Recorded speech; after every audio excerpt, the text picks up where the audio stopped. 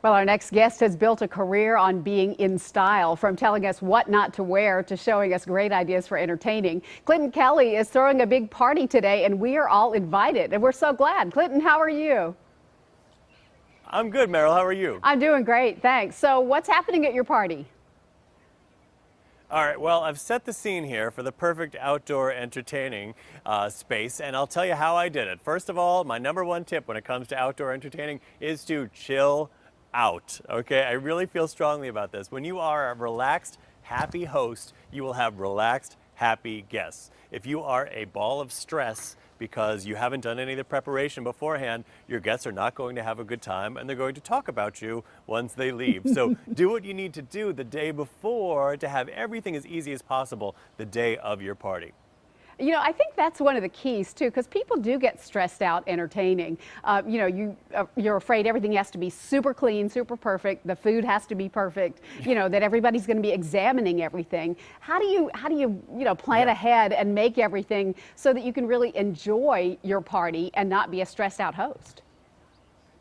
Well, let me tell you, you don't have to do all of the work yourself. This time of year is that time of year when everybody's got a recipe. You know, they're sort of excited about their favorite potato salad or their favorite dessert that they saw being made on the Chew or they saw on Pinterest. So you can actually get other people involved in your party because people actually like to participate in your party. So you would say to your friend, you're like, can you do me a favor and bring that potato salad that I love so much, that you're so good at making? And you say to another friend, like, you're so amazing at desserts, would you mind bringing a dessert? And your friends are actually, if they're your good friends, they'll be happy about being able to contribute something of their own. So that means that you still get to take credit for organizing the party and hosting the party, but you don't have to do all of the work. That's a great idea. All right, so how do you set the stage with lighting?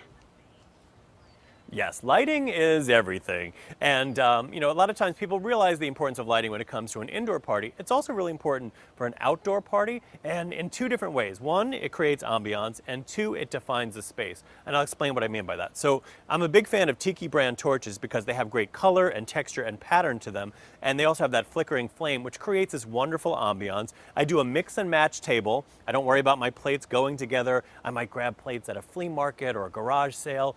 Same thing about silverware, glassware, put it all on the table. You've got an interesting tablescape with some fresh flowers from your garden. So that's the ambiance part of the lighting. Then the other thing lighting does is help define the space. And you'll notice with the stainless steel torches behind me, I've defined the space in this general area here. So if I'm having 10 or 12 people over, they know that this is where the party is happening. So that means that 3 people won't wander off that way and another 3 people won't wander off that way. That way you have all your guests interacting with each other, and that's what a party is all about.